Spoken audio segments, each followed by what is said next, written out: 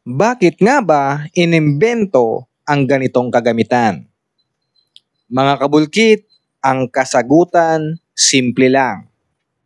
Para lalong mapabilis, mapagaan, at maiwasan ang disgrasya sa ating mga tireman. Isa pa, habang tayo ay tumatanda, ang lakas natin pahina ng pahina. Pero pag ganito ang kagamitan, kahit pa 70 anyos ka na, makakagawa ka pa. May napanood nga ako sa ibang bansa. Mga babae na ang gumagawa. Kaya ang inyong kabulkit talagang pinag-iipunan ang ganitong kagamitan.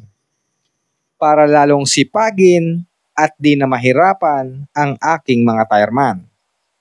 Medyo may kamahalan din ang mga ganitong kagamitan.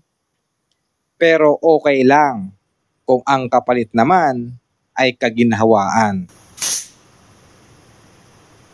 Shout out sa ating kapwa kabulkit, Chris Lim ng John Paul Welding and Vulcanizing Shop. Matatagpuan sa Purok 7, Malud-Balud Street, Palanit, San Isidro, Northern Samar.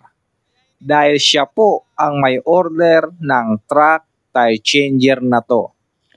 At tingin ko, siya lang din ang unang may ganitong kagamitan sa kanilang bayan.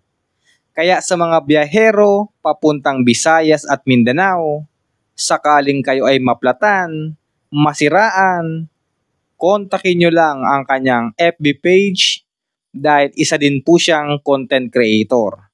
Follow nyo din po siya dahil siguradong marami kayong matututunan na kaalaman. Muli, kabulkit, Chris Lim, salamat dahil ang Wheeler Power Tools ang napili mong makatuwang sa hanap buhay.